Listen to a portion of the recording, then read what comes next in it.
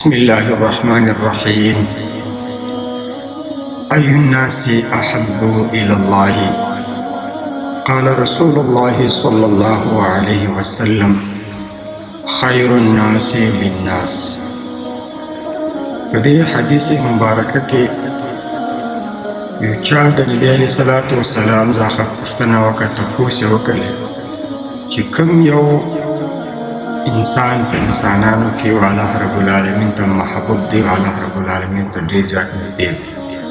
نو رسول الله مبارک صلی الله علیه وسلم ورته وفرمایل هغه انسان الله ته ډېر نږدې دی چې هغه بل مؤمن مسلمان سره مرسته او مدد کوي، د بل مؤمن مسلمان سره امداد کوي.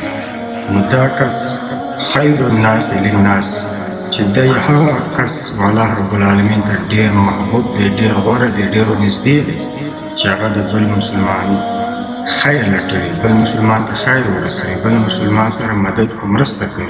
نو دا انسان الله رب العالمین ته ډېر محبوب او الله رب العالمین ته ډېر زیات نږدې دی.